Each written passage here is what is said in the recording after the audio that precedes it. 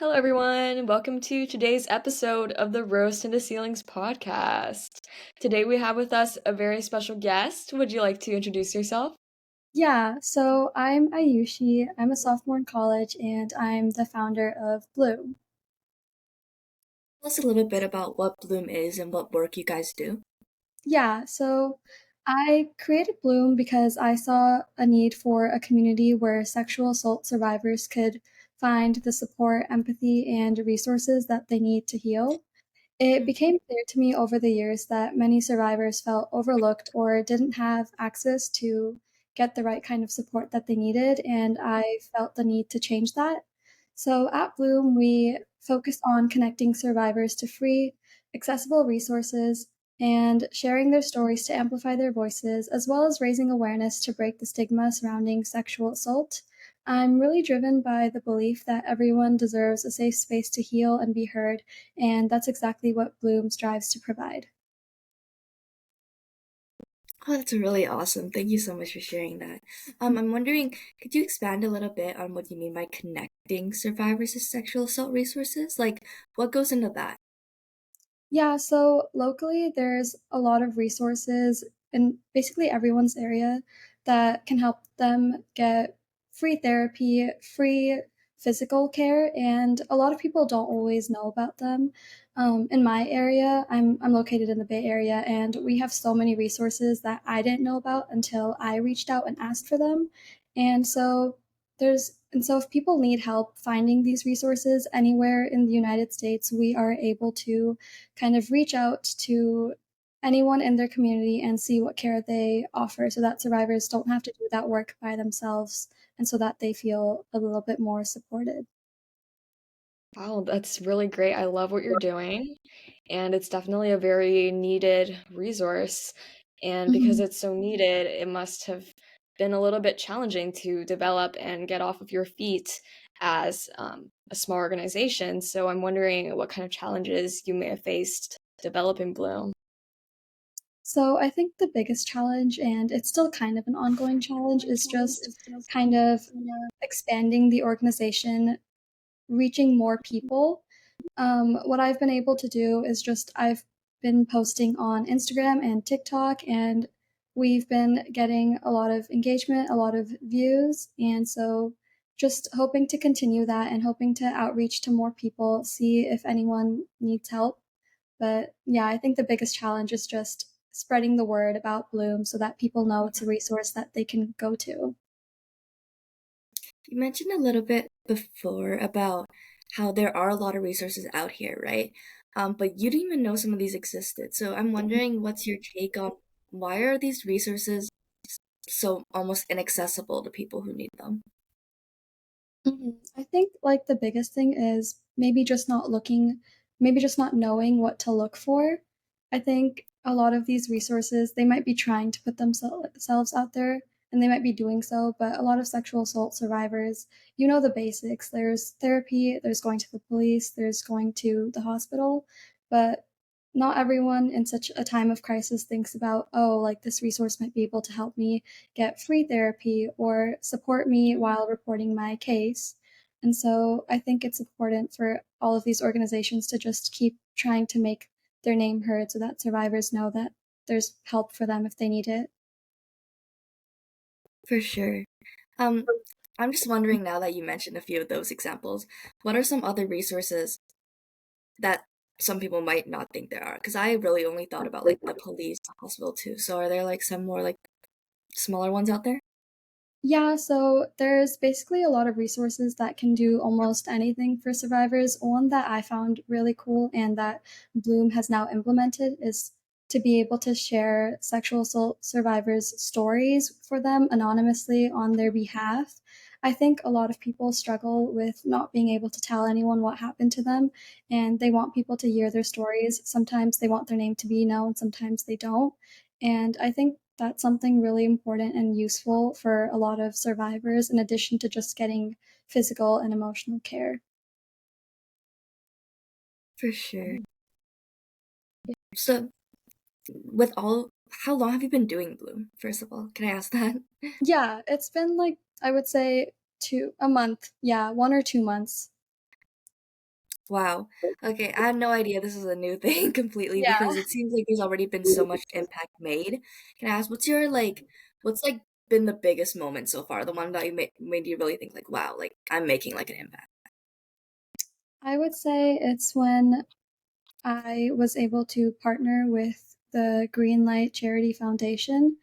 They're an organization that strive to help people in Uganda with that don't have access to a lot of like money, get the resources that they need, not just with sexual assault, but with, providing children with education, giving them food, etc. And so I had been talking to them for a little bit and I asked them how sexual assault survivors in Uganda were able to heal. And they were basically telling me that there wasn't much that was being done for them. And so we decided to have a partnership and I started up a GoFundMe so that anyone that was willing to or wanted to donate could be able to help people in communities that don't have a lot of access to care get care. That's wonderful. I really love that you're doing that. Could you tell us a little bit more about how the funds will be used for the people there? Yeah, so as soon as we get the funds, all of them will be sent directly to them. And a lot of people, after they've experienced sexual assault, they might not have the financial ability to go receive any sort of therapy or even physical care after the fact. So they would all be allocated to getting survivors the care that they need. For sure. Um, I'm wondering too, like now you've only been doing this for a month now, so I'm not sure if you have anything to answer to this, but what are some of the big like have you like went through any like big roadblocks, like big like issues that you've like experienced trying to run Bloom, or has it been like smooth sailing so far? So far, it's been a smooth sailing, and hopefully it continues that way. Yeah, no, hopefully, definitely we'll check in maybe in a few months. Um, but what's your advice to people who are out there who could be looking for these resources but might be like scared to reach out to anyone? My advice is just to, if you need a resource, I know it's hard, but try and put yourself out there because there is so much help, so many resources out there waiting to support you. And I think a lot of people could really benefit from it. So never be afraid to use your voice and to ask for help when you need it because you're never alone. Can I also ask, like, how are you said you're a sophomore in college, right? How are you Yeah. balancing that alongside running Bloom and alongside like everything else in your life? Like, how are you plating that into your schedule? So, what I did was the very beginning of summer, I dedicated about like a month before I even founded Bloom just to kind of plan out what I wanted to do with the organization so that when school starts, when I have classes, I know already what I want to be doing. And so I feel like planning ahead is what's made Bloom so far such a smooth sailing and it's helped me manage my time. And what would you say is the biggest inspiration for you? What really keeps you going running Bloom and what really initially made you look towards this issue and realize that there is a gap? So, my inspiration for starting Bloom came from a personal experience when I successfully reported a case of sexual assault, and I ended up winning the case, but later then realized just how many survivors were struggling without the proper support or even struggling to report their case if they wanted to do that. So, I wanted to bridge that gap and create a platform where survivors could find resources and connect with others who understand what they're going through. And I also was kind of able to see that a lot of survivors didn't have the financial ability to receive care, so I wanted to provide funding to those who can't afford it because sexual assault is a huge problem in this world, and I want every survivor to be able to get the help that they need.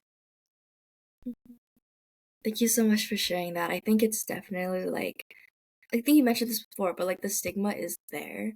And I Mhm. think that it's another thing that could be stopping survivors from getting resources, would you say? Like, is that maybe one of the reasons why they don't reach out as much? Yeah, so I've seen this in a lot of people. I think it shouldn't be a thing. There shouldn't really be stigma around sexual assault because the survivor didn't ask for it. It's not their fault, but a lot of people do feel ashamed, unfortunately, and that can prevent them from reaching out to get help, but that really shouldn't be the case because they didn't do anything wrong. Mhm. For sure. And to end us off today, do you have any pieces of advice you would want to give to the young girls watching today, whether it is about reaching out or maybe if they're noticing a gap in their community and want to help fill it?